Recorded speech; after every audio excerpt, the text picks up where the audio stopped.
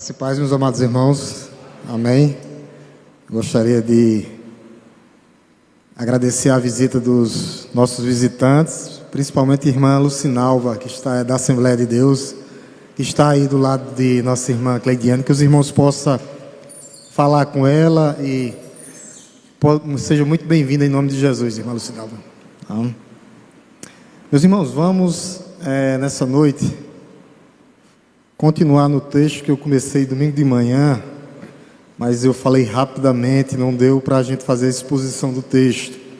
Vamos abrir nossas Bíblias em Isaías 9, e falar sobre o príncipe da paz. Isaías 9, com esse tema, o príncipe da paz, o nascimento do príncipe da paz. Isaías 9,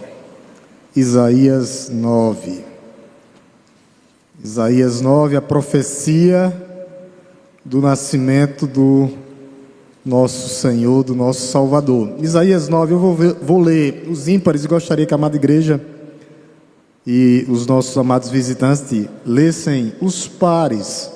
Vamos fazer uma leitura alternada. A palavra de Deus diz assim, Isaías 9, do 1 ao 7. Mas para a terra que estava aflita, não continuará a escuridão.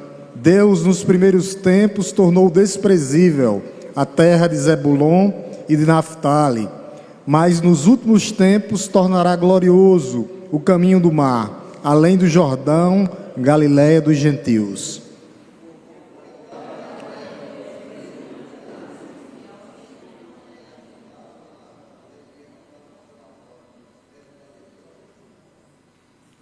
Tu, Senhor, tens multiplicado este povo e aumentastes a sua alegria. Eles se alegram diante de ti, como se alegram no tempo da colheita, e como exultam quando tu repartes os despojos.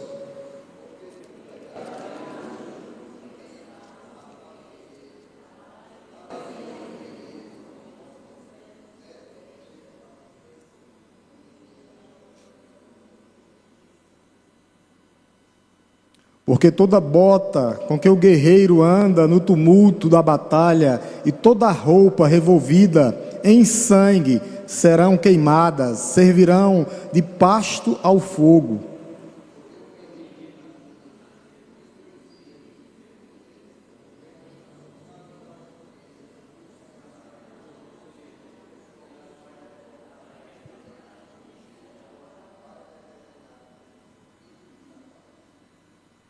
Ele estenderá o seu governo e haverá paz sem fim sobre o trono de Davi e sobre o seu reino, para estabelecer e para o firmar com juízo e com justiça, desde agora e para sempre. O zelo do Senhor dos Exércitos fará isto. Amém? Eu gostaria que as meninas colocassem aqui o versículo 6 para a gente ler juntos. Versículo 6. Vamos ler juntos aqui no telão. Porque um menino nos nasceu, um filho se nos deu, o governo está sobre os seus ombros. O seu nome será Maravilhoso Conselheiro, Deus Forte, Pai da Eternidade, Príncipe da Paz. Amém, meus irmãos? Essa profecia ela se concretiza com o nascimento do Messias. E essa é a promessa para o seu povo, promessa de redenção, promessa de restauração, através do que Cristo fez por nós. E a gente vai ver aqui que ele traz luz em meio às trevas, ele traz esperança e paz. Esse texto não só descreve o nascimento do Messias, não, mas vai descrever também os atributos do Messias, os atributos do seu reinado eterno. Ele reina eternamente, e isso enche os nossos corações de esperança nessa noite, porque isso aconteceu nesse período, conforme o calendário, mas nós não sabemos se Jesus nasceu justamente nessa data. Isso não importa. O que importa é que ele nasceu, ele veio ao mundo, o Messias prometido, trazendo luz em meio às trevas, luz em meio à escuridão, para estabelecer o seu reinado, e o seu reinado de paz. E ele vai revelar a plenitude desse governo seu. A plenitude do governo de Cristo se estende não só para os judeus, mas para os judeus e para os gentios. e esse reino é um reino de justiça. Ele trata o seu povo com equidade. Quando a gente lê aqui do verso 1 ao verso 2, a gente vai ver aqui o primeiro ponto, que Jesus ele traz luz em meio às trevas, a escuridão do passado, aquele passado aonde hoje nós podemos trazer a igreja, aonde eu e você vivíamos em escuridão, em trevas. Esse era o nosso modo de viver. Olha o que é que diz o verso 1, o verso 1 que a gente leu aí, ó. Verso 1: mas a terra que estava aflita não continuará a escuridão. Era uma terra que vivia aflita, na escuridão. A terra de Naftali, a terra de Zebulon, vivia oprimida pelo chicote do feitor. Então, essa terra vivia na opressão. Os assírios oprimiam aquele povo. Essa foi a primeira região que foi invadida pelo Império Assírio, tá? É só você dar uma olhadinha aí, você está com sua Bíblia aberta, né? Olha o contexto aí no verso 8, versículo 7. E o que é que a gente vai ver aqui de interessante? É o próprio Deus que levanta. O nosso próprio Deus levanta a Síria para cumprir os seus propósitos. Ó, verso 8, versículo 7. Capítulo 8, verso 7. Olha o que é que diz aqui, ó. Eis que o Senhor fará vir, ó, eis que o Senhor fará vir sobre eles águas do Eufrates, fortes, impetuosas, isto é, então é como se fosse um tsunami de pessoas, ó. O rei da Assíria, com toda a sua glória, essas águas encherão o leito dos rios e transbordarão por todas as suas ribanceiras. Então Deus levanta a Síria, Deus levanta o mal para combater o pecado. Esse é o nosso Deus. Ele faz o que Ele quer, Ele é soberano. Os profetas já tinham falado a esse povo, e o povo continua o quê? Debaixo do pecado. O que é que Deus faz? Levanta a Síria, para que eles pudessem ser levados para o cativeiro assírio. Então, é isso que Deus faz. Mas também essa cidade aqui, essas duas cidades, é a primeira a receber a luz. O ministério de Jesus começa aqui, em Cafarnaum, nessas duas cidades. Então, a luz de Cristo, ela brilha também nessas duas cidades, Naftali e Zebulon. Isso aponta para quê? Para o ministério de Cristo. Onde é que está isso? A gente vai ver que o ministério de Cristo começa em Cafarnaum. Deus levanta o chicote, levanta o feitor para combater o pecado do seu povo, e depois Ele traz luz para essa cidade. Kathleen, coloca aí Mateus 4, 12 ao 16, para ver que o ministério de Jesus começa em Cafarnaum. Essas duas cidades ficavam em Cafarnaum. Olha o que é que diz: ao ouvir João Batista, ao ouvir o que João tinha sido preso, João Batista, a voz que clama no deserto, Jesus voltou para a Galileia. Verso 13. E deixando Nazaré, foi morar, ó, em Cafarnaum, situada à beira do mar, região, ó, aí onde começa o ministério de Jesus, Zebulon e Naftali. Então, esse mesmo Deus que levanta o chicote, a luz de Cristo, o Evangelho começa a ser pregado em Cafarnaum, que era as duas cidades, Naftali e Zebulon. Ele diz: isso aconteceu para se cumprir o que tinha dito por meio do profeta Isaías. A profecia aqui sendo cumprida, ó. Terra de Zebulon, terra de Naftali, caminho do mar, além do Jordão, da Galileia dos gentios. Versículo 16, para a gente encerrar. O povo que vivia em trevas viu grande luz. Quem era a luz? O próprio Cristo. A profecia se cumpre. Cristo vem e prega em Naftali e Zebulon. E aos que viviam na região e sombra da morte, resplandeceu-lhes a luz. A luz de Cristo chegou, a luz de Cristo brilhou nessa cidade, aonde Deus levantou o chicote. Deus faz brilhar a luz do Evangelho. Deus transforma, meus irmãos, as áreas mais sombrias das nossas vidas em locais de luz. Ele traz luz, Ele traz redenção. Jesus transforma os locais mais áridos em mananciais de alegrias. Ele é Deus, Ele traz luz. Aonde a luz chega, as trevas não vão prevalecer. Aonde Cristo chega, as trevas se dissipam, porque Ele é Deus, Ele é a luz que chegou para brilhar em nosso coração. Quando a gente vê no verso 2, a gente vai ver a glória futura.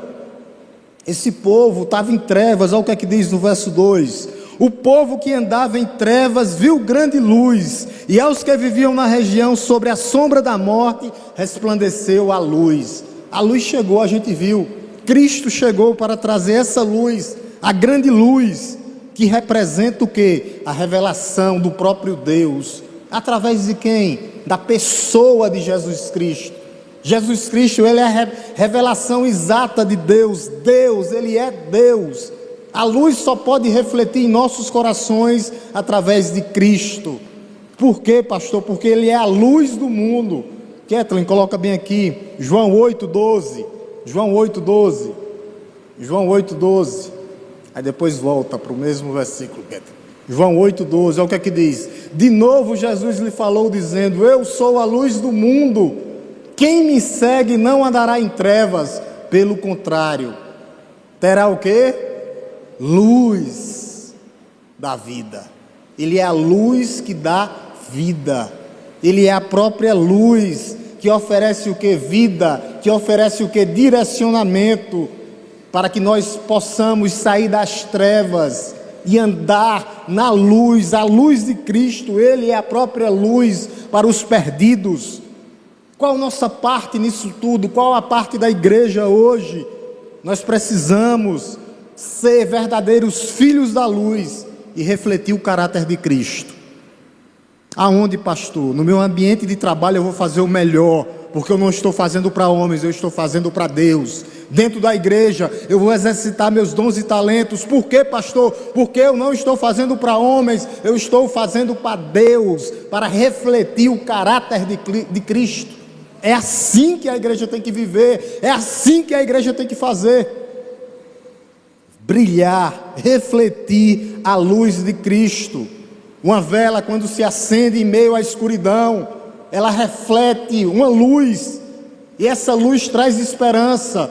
Cristo é essa luz que traz esperança para o nosso coração, em meio à escuridão do nosso coração. O homem sem Cristo, ele está em trevas. Em trevas. O brilho do Evangelho é a luz que resgata os perdidos, que um dia nos resgatou. Nós estávamos perdidos. Qual o impacto dessa luz de Cristo em nossas vidas? Finalzinho do verso 2, olha o que é que diz. Finalzinho do verso 2, ele diz assim, ó: e aos que viviam na região da sombra da morte, resplandeceu-lhe a luz. O que é que Isaías está dizendo aqui? Ele está falando da nossa libertação espiritual, que Jesus traria, Jesus quebraria o jugo do pecado em nossas vidas, o jugo do pecado que conduz a igreja à morte, morte espiritual. Se fosse só a morte física era bom, Daniel está no céu, foi para a casa do pai, mudou de endereço, mas o pior é a morte espiritual, o mundo sem Deus. E Ele veio para nos libertar dessas algemas, dessas amarras, dessas cordas que nos amarravam, nessa prisão onde nós vivíamos presos em nossos pecados e delitos. A libertação vem através do Messias. Coloque bem aí, Kathleen, Romanos 8,2. Romanos 8,2. Olha o que é que diz. Porque a lei do Espírito da vida em Cristo Jesus livrou você da lei do pecado e da morte. Jesus quebra a maldição da lei do pecado e da morte, nos dando vida. E agora nós, como filhos da luz, nós devemos compartilhar esse evangelho com as outras pessoas, porque se nós não compartilharmos, não vai valer nada. Nós estamos nos enchendo, nós temos que compartilhar com as outras pessoas precisam ouvir sobre a luz de Cristo tem que raiar no coração dela, a igreja tem que proclamar a liberdade e a libertação, que é através de Cristo Jesus, somente através dele. Quem encontra o Messias jamais volta para as trevas. O verdadeiro encontro, quando você nasce de novo, Quando a gente chega no verso 3 ao verso 5, ele vai falar do reinado de paz e de justiça do Messias. E esse reinado, ele começa com alegria. A igreja tem que se regozijar no Senhor, a igreja tem que se alegrar no Senhor. Olha o que aqui diz no verso 3: Tu, Senhor, tens multiplicado este povo e aumentastes a sua alegria. A multiplicação, o povo de Deus cresceu, é o crescimento do povo de Deus, e o povo de Deus tem que ser o povo mais alegre do mundo. A igreja tem que ser alegre, a igreja tem que se regozijar, exultar, exultação da alma em Cristo pelo que Ele fez por nós, meus irmãos. A igreja tem que se alegrar no Senhor. Aqui essa alegria é comparada a uma colheita. O que é que ele diz aqui, ó? Tu, Senhor, tem multiplicado este povo, a multiplicação, e aumentaste a sua alegria. Eles se alegram diante de ti, como se alegram no tempo de uma colheita. É como se nós tivéssemos plantado, e agora nós vamos colher para a vida. E os campos estão brancos, nós temos que colher vidas e almas para Cristo, na pregação do Evangelho de Cristo. Temos que pregar, anunciar, os campos estão preparados, a igreja é a agência de Deus aqui na terra para pregar esse Evangelho. É tempo de colher, é isso que o profeta está dizendo aqui. E eles se alegram diante de ti, como se alegram no tempo da colheita. E mais do que isso, exultação, como exultam quando repartem os despojos. Agora o profeta fala de uma guerra. É como se nós fôssemos para uma guerra. No Antigo Testamento, as guerras tinham os despojos de guerra. Eles levavam ouro para a guerra, armas e tudo. E agora é como se estivesse colhendo todos os despojos de guerra. Josafá passou 3 dias para colher os despojos de guerra. Ouro, prata. Então a colheita e o ouro maior e a prata maior são almas que nós temos que colher para Cristo. É Cristo quem faz. Falar do amor de Cristo, falar o que Cristo fez por nós.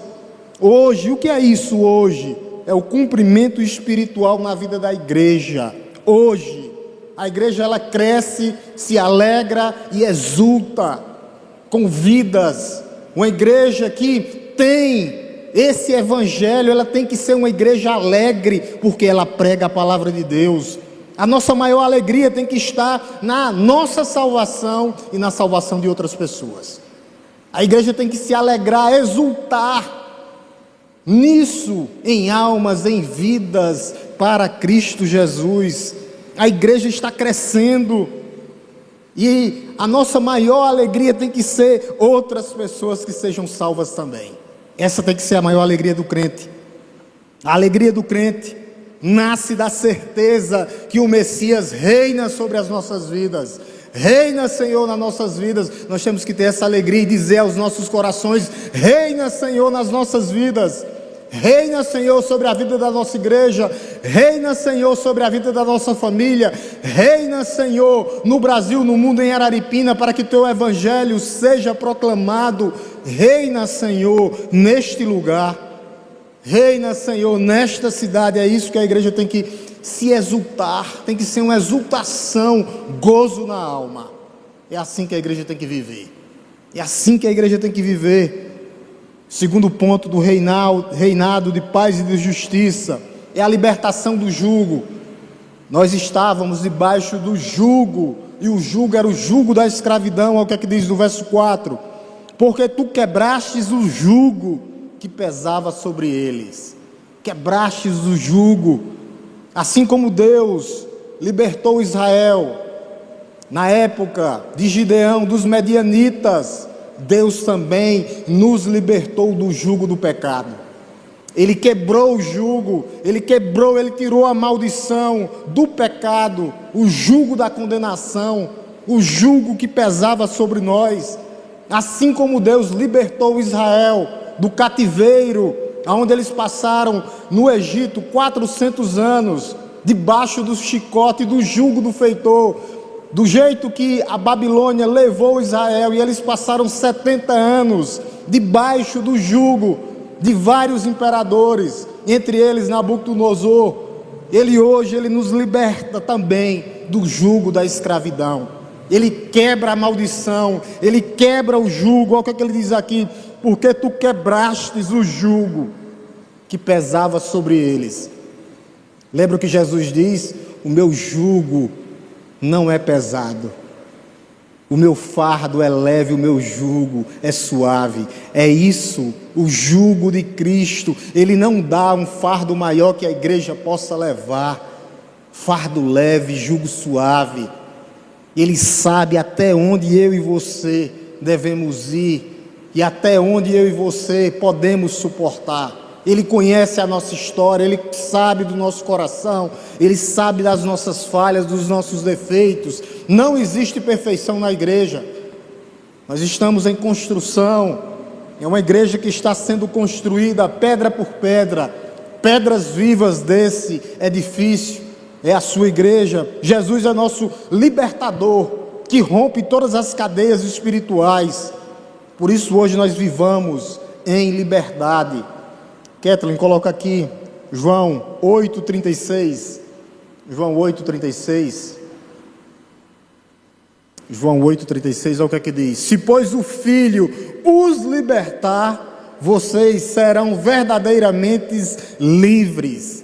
Liberdade total somente em Cristo, somente através do Filho, do libertador legítimo, que é Cristo Jesus, que nos liberta do jugo, do peso que há nas nossas costas, aquele fardo que eu não consigo levar, aquele jugo que eu não consigo levar. Ele quebra, e quebra a vara também, e a vara que lhes feria os ombros, e o cetro do opressor, como no dia da vitória sobre os medianitas. Ele quebra a vara. Vocês lembram do Salmo 46? É aquele que quebra a vara, que despedaça a lança, queima os carros no fogo. Ele é Deus, Jesus é Deus. Por isso nós confiamos no poder do nosso Senhor para quebrar qualquer tipo de jugo. Qual o jugo que está aprisionando a igreja hoje? Qual a algema que está prendendo a igreja hoje? Tudo isso é quebrado através de Cristo. Quando Cristo quebra as algemas, o pecador, ele nunca mais volta para a cela da prisão, porque Ele nos liberta por completo. Somente Ele pode nos livrar da escravidão que nós vivíamos, a escravidão do pecado. Por isso nós confiamos no poder do Senhor. Ele quebra as algemas para que os prisioneiros nunca mais voltem. Assim nós somos livres em Cristo.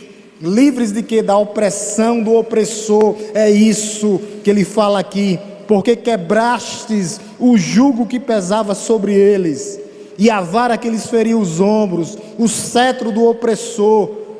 Ele tira essas algemas que nos aprisionava e que nos oprimia. É isso que Deus faz.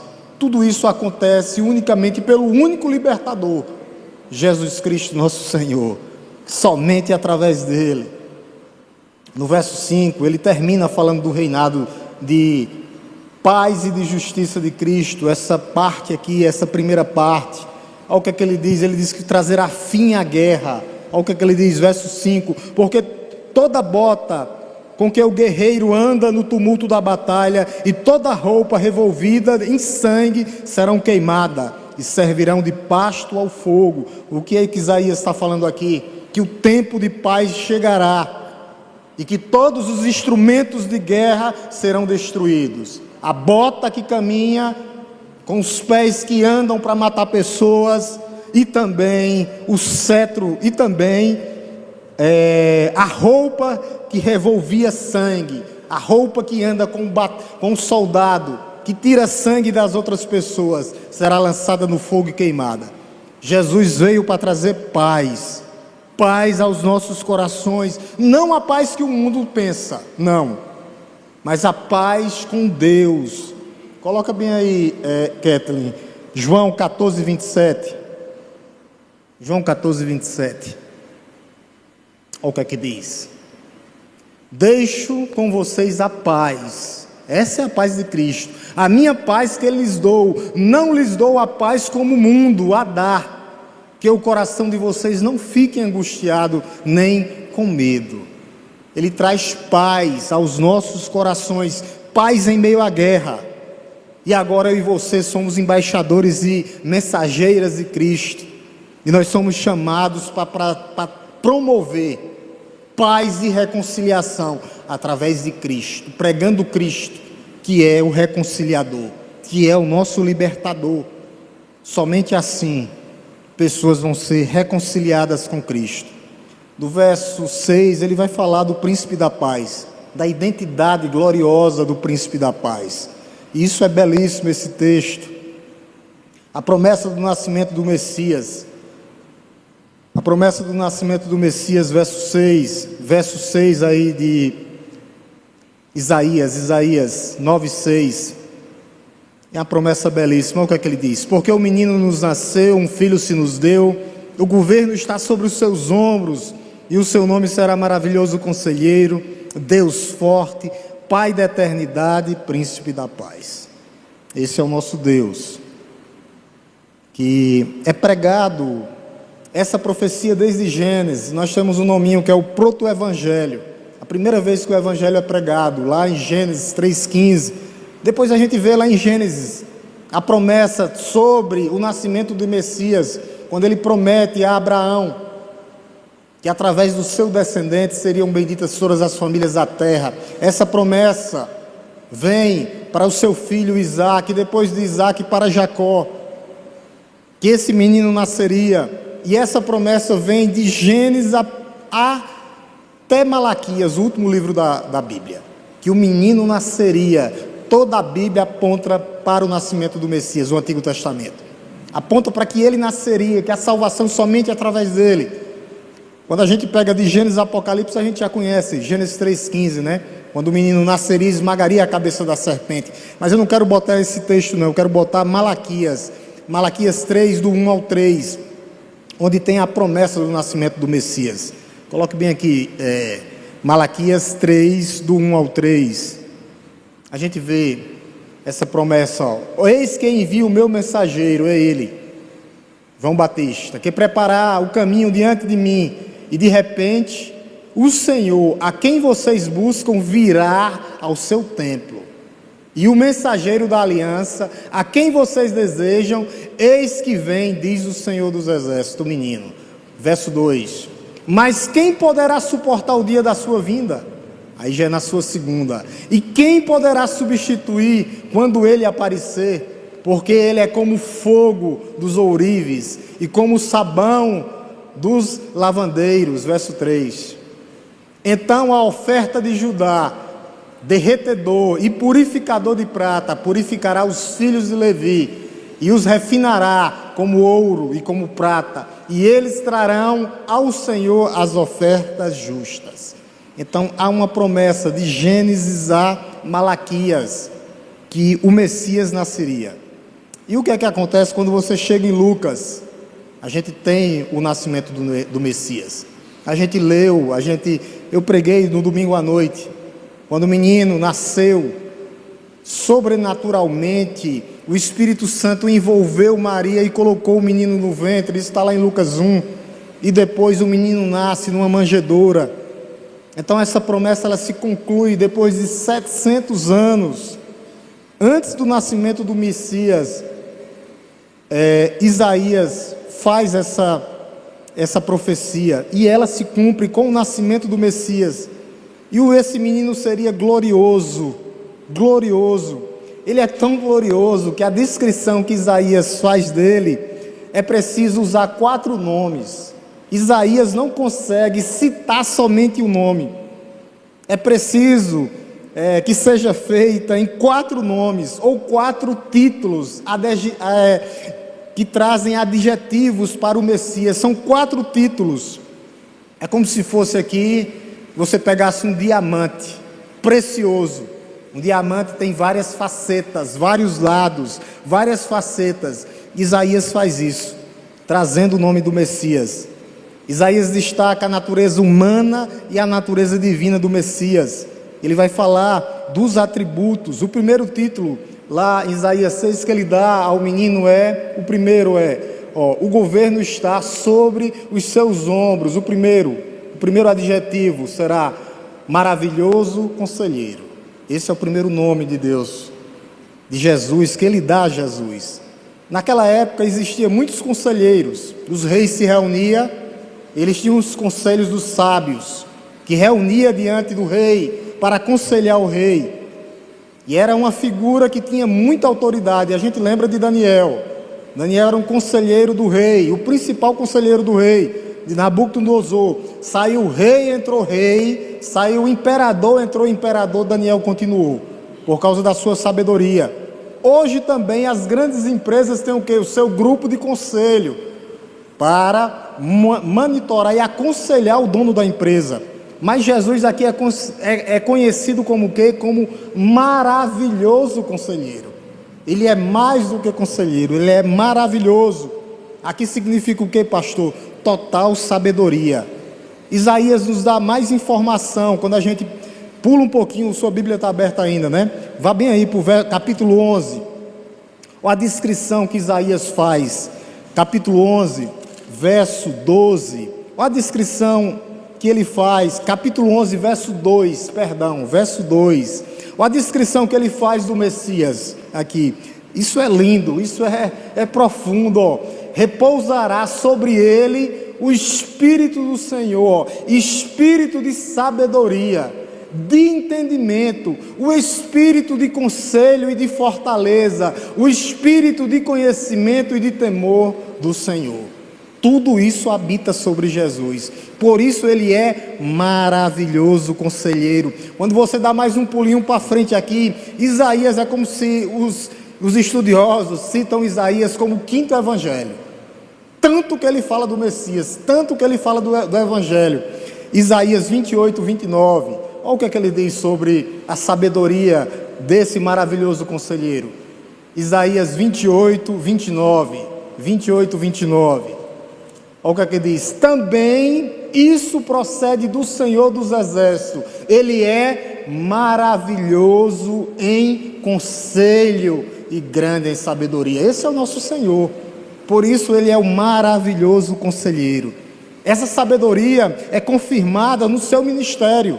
Quando Jesus começa a ministrar o seu ministério, antes dele começar a ministrar, como era que Jesus crescia? Em graça, sabedoria e conhecimento. Eu não vou nem colocar. Diante dos homens e diante de Deus. Jesus, com 12 anos, ele começa a debater com os mestres e os doutores da lei, aonde no templo, e todos ficavam admirados com o menino, 12 anos, estava lá debatendo, no meio dos mestres, no meio dos sábios, no meio dos fariseus, e no meio, a palavra de Deus vai dizer, no meio dos doutores da lei. E Jesus estava lá debatendo junto com ele. O espírito de sabedoria de Jesus. Jesus tinha o espírito de sabedoria. Coloque bem aí, isso já no seu ministério agora. Marcos 6,2. Marcos 6,2 é o espírito de sabedoria do nosso Senhor e Salvador. Marcos 6,12. Chegando o sábado, começou a ensinar na sinagoga, e muitos ouvindo se maravilhavam, dizendo: de onde lhe vem tudo isso? Que sabedoria é esta que lhe foi dada? Eles estavam maravilhados, extasiados com a sabedoria do nosso Senhor e Salvador. E como se faz tais maravilhas? A sabedoria de Deus. Os milagres, não era só o milagre, mas também a sabedoria de Cristo. Quando Cristo explicava as Escrituras, as autoridades ficavam de boca aberta. Os fariseus e saduceus diziam: de onde vem esse homem que é filho de um carpinteiro? De onde vem tanta sabedoria? E Paulo vai dizer, sabe o quê? Olha o que é que Paulo diz sobre a sabedoria de Cristo. Coloca aqui 1 Coríntios 1, 24. 1 Coríntios 1, 24. 1 Coríntios 1, 24. Diz assim, as Sagradas Escrituras. 1 Coríntios 1, 24. 1, 24. 1 Coríntios 1, 24. 1 Coríntios 1, 24. A palavra de Deus diz assim, chegou aqui. Mas para os que foram chamados, nós, tanto judeus como gentios ou gregos, Cristo é poder de Deus e sabedoria de Deus. Poder e sabedoria de Deus. Ele é o próprio Deus. Vocês lembram da sabedoria de Cristo para se livrar dos fariseus, para se livrar daquela multidão que queriam apedrejar aquela mulher adúltera? Aquela mulher adúltera, quando veio, Jesus ainda vivia debaixo da lei. Quando eles pegaram aquelas pedras, aquela mulher, Jesus poderia autorizar e dizer: atire a primeira pedra. Mas ele disse ao contrário, escrevendo no chão, ele disse: quem não tiver pecado, atire a primeira pedra. E o texto vai dizer que começaram a soltar as pedras, começando pelos mais velhos. Ele estava debaixo da lei, ainda a lei de Moisés, mas ele usou sabedoria para aquela mulher não ser apedrejada. Ele sabia que todos aqueles homens eram pecadores e, se brincar, pior do que aquela mulher. Jesus sabia, ele é sábio, escrevendo sobre a terra. Por isso que ele é Jesus, o maravilhoso conselheiro, aquele que contém toda a sabedoria e os mistérios de Deus, está sobre ele. Está precisando de sabedoria, igreja? Vá até ele, recorra a ele, busque os seus conselhos, os conselhos de Jesus que conduz à vida eterna. Ele é o próprio caminho da eternidade. Segundo atributo ou título de Jesus, dado por Isaías, versículo 6. Segundo título: primeiro é maravilhoso conselheiro, segundo, Deus forte. Está aí. Primeiro, maravilhoso conselheiro, Deus forte. Quando a gente volta um pouquinho aí no verso 7, Isaías tinha chamado ele de Emanuel, Deus conosco. Capítulo 7, Isaías 7,14, olha o que é que diz. Isaías 7,14, diz assim: portanto o Senhor mesmo lhe dará um sinal, eis que a virgem conceberá, e dará à luz a um filho, lhe chamará Emanuel, Deus conosco. Que nome, hein, Emanuel? Que nome seu pai escolheu, hein? Emanuel, Deus conosco. É isso que significa. Ele é o próprio Deus, Deus forte, o Deus de Israel, o Deus dos gentios. Ele é Deus, Deus forte, que tem todo o poder e toda a autoridade. E autoridade para quê? Para curar. Ele curou, ele fez cegos verem, coxos andarem, mudos falarem, os leprosos foram purificados, aos pobres de espírito foi pregado o evangelho da salvação. Ele ressuscitou Lázaro depois de 4 dias, mostrando que ele é Deus, o Deus forte. Só Deus ressuscita pessoas. Ressuscitou aquela menina chamada Talita Cumi, que significa o nome menina. Ele é Deus, o Deus que ressuscita, o Deus que cura, o Deus que sara. Ele é Deus. E o maior milagre foi a ressurreição de Jesus ao 3º dia. Porque se Cristo não tivesse ressuscitado, em vão seria tudo isso. Em vão seria a fé dessa igreja. Ao 3º dia ele ressuscitou. Como ele dizia lá para os fariseus lá, como ele dizia para os homens: quais sinais que vocês querem ver? O único sinal que eu vou dar para vocês é o sinal de Jonas. Como Jonas passou 3 dias no ventre do peixe, o Filho do Homem também ficará 3 dias no ventre da terra, mas ressuscitará poderosamente. Ele é Deus. O único que ressuscitou está vivo. Lázaro morreu, Talita morreu, mas o nosso Redentor vive e reina sobre a vida da nossa igreja. Louvado seja Deus por isso. 3º título, Pai da eternidade. Olha o que é que diz: maravilhoso conselheiro, Deus forte. Terceiro título, Pai da eternidade. Por que Pai da eternidade? Porque Ele é eterno. No princípio era o Verbo era Deus e o Verbo estava com Deus. Ele é eterno. E o que é que Ele vai fazer agora? Ele aplica a eternidade nos nossos corações, para que nós um dia pudéssemos estar junto com Ele. Coloca bem aí, Kathleen, Mateus 19, 29. Mateus 19, 29, olha o que é que ele diz. Mateus 19, 29.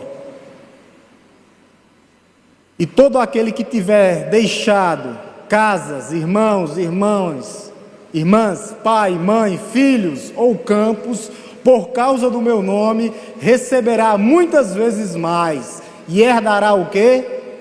Vida eterna. Jesus, ele aplica a eternidade nos corações dos seus filhos. Por quê? Porque ele é a própria vida eterna. Coloca aí João 4,17. João 4,17. João 4,17. Diz assim, ó. Ao que a mulher respondeu, não tenho marido. Então Jesus disse, João 4,47, perdão. 4,47. 4,47. Dá um pulinho para frente aí, meninas. Aí, ó. Quando ouviu dizer que Jesus tinha vindo da Judéia para a Galiléia, foi até ele e pediu-lhes que ele fosse curar o seu filho, que ele estava morto. Não é esse texto também. Não é 6,47. Uma hora o pastor está bem hoje, viu?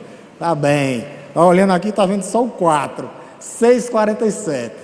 Não é uma pecadinha, não é uma pegadinha para a igreja acordar, tá? Foi erro mesmo. 6,47. Agora vai. Aqui, ó.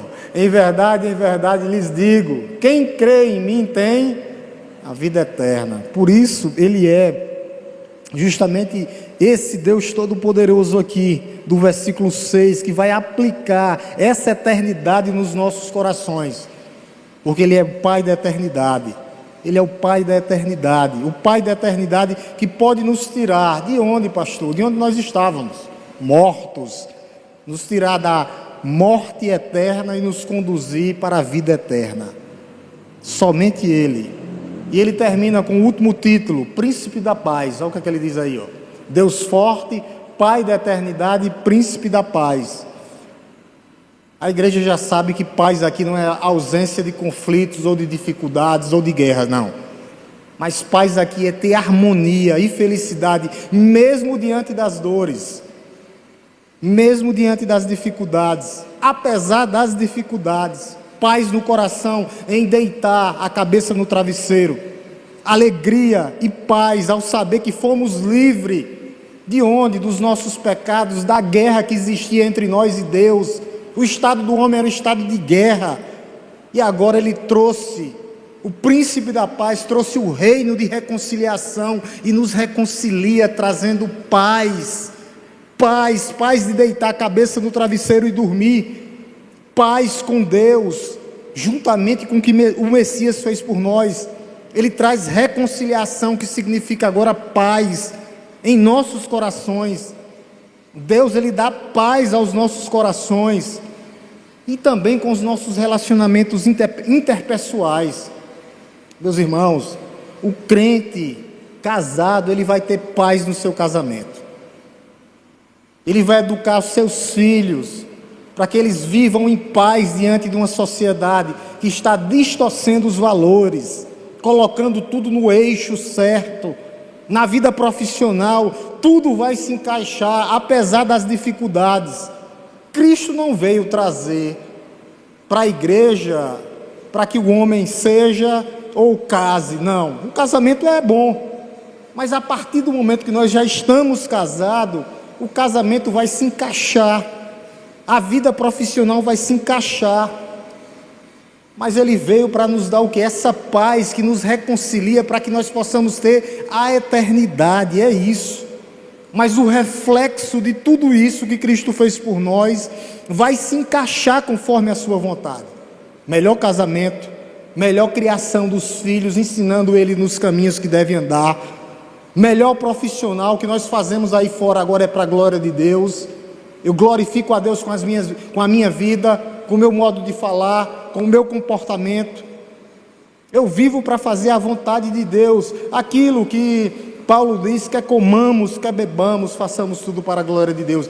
É isso, tudo vai se encaixar quando Deus está direcionando as nossas vidas, que é o príncipe da paz. Ele encerra esse texto aqui no verso 7. no verso 7, falando justamente do reino eterno, do reino futuro do Messias. Olha o que é que ele diz no verso 7. Verso 7, ele diz assim, verso 7, para a gente encerrar.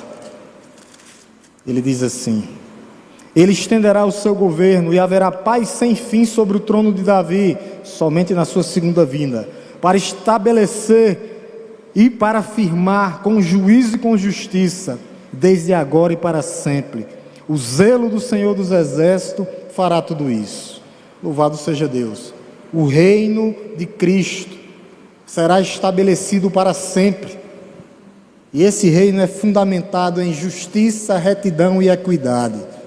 E é isso que ele faz por nós. Isso tudo aponta para a segunda vinda do Messias, onde o seu reino será estabelecido plenamente, e o seu governo também, um reinado eterno. Somente nele nós encontramos o que, pastor? Segurança. Somente através do príncipe da paz. E haverá paz sem fim sobre o trono de Davi. Essa última promessa se concretizará com a segunda volta do Messias. Por que ele faz tudo isso? Porque ele é um pai zeloso. Olha lá no finalzinho: o zelo do Senhor dos Exércitos fará tudo isso. Ele é um pai que cuida, um pai zeloso. Então ele faz tudo isso porque ele tem zelo. O zelo de Deus é a garantia que nenhuma das suas palavras cairá sobre terra, nenhuma. Todas as palavras de Deus se concretizarão. E agora o que é que devemos fazer como igreja do Senhor? Descansar no Senhor, descansar nas suas promessas, descansar. Tem pessoas que não conseguem descansar em Cristo, sabendo que Ele é fiel a Ele mesmo, por isso que Ele cumpre o que prometeu. Um Deus fiel que cumpre as suas palavras, toda ela será cumprida. Muitas coisas já aconteceram, já foram cumpridas, mas essa última aqui, ela se concretizará na segunda volta do Messias. Esse texto de Isaías 9:1-7 nos convida a confiar no Messias prometido, cuja luz vence as trevas, já venceu, cujo reinado é de paz e de justiça, com a finalidade de nos dar garantia, porque Ele zela pela sua igreja. O zelo do Senhor dos Exércitos fará tudo isso. Em um mundo de trevas, Ele traz paz aos nossos corações. Esse Rei eterno, que é imortal, traz paz, luz ao nosso coração, justiça, equidade, qualidade de vida quando nós entregamos a vida a Ele por completo. Aí sim, um dia, na sua volta, quando Ele vier em glória, majestade e poder, por completo, nós estaremos juntamente com Ele, na casa do Pai, face a face. Ele servirá a sua igreja, pessoalmente. Enquanto nós estamos aqui, perseverança dos santos. Haverá dificuldades, lutas, mas todas elas estão no controle de Deus. Amém, igreja? Vamos orar em nome de Jesus, glorificando ao nosso Rei, ao nosso Redentor, ao nosso Salvador. Oremos em nome de Jesus.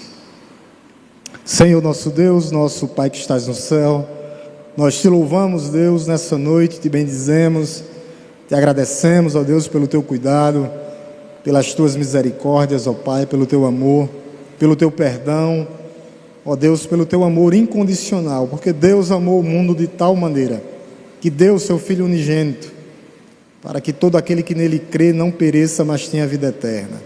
Obrigado, Senhor, porque no momento exato, na plenitude dos tempos, o Senhor enviou o seu Filho, nascido de mulher, sobre a lei, e Ele cumpriu, ó Deus, completamente a lei, e nos substituiu naquela cruz. E hoje nós estamos aqui, ó Deus, diante de Ti, ó Deus, a Tua igreja reunida, ó Deus, para Te agradecer, para Te louvar, para Te bendizer. Nos abençoe, ó Deus, nesse restante de ano. Faltam, ó Deus, 6 dias para que o ano termine, ó Deus, e que a Tua igreja possa continuar, ó Deus, fazendo a Tua vontade, que é boa, perfeita e agradável. Olhando para o Senhor, que é o autor e o consumador da nossa fé. Edifica, Senhor, a nossa fé. Renova, Senhor, a força daqueles que estão fracos. Renova, Senhor, a fé daqueles que estão abatidos, colocando de pé o cansado, renovando as suas forças, ó Deus, porque nós sabemos, ó Deus, que o Senhor está no controle de todas as coisas, e que o Senhor é Senhor das nossas vidas, ó Deus, e que é o Senhor que dirige a nossa história. Obrigado, Senhor, por mais uma noite na tua casa, casa de oração. Abençoe, Senhor, a tua igreja, aqueles que estão presentes, aqueles que estão ausentes, aqueles que nos visitam nessa noite também, ó Pai. Obrigado por tudo. É isso que eu te peço, ó Deus. Já te agradeço, no nome santo e poderoso de Jesus. Deus nos abençoe, meus irmãos. Deus nos abençoe.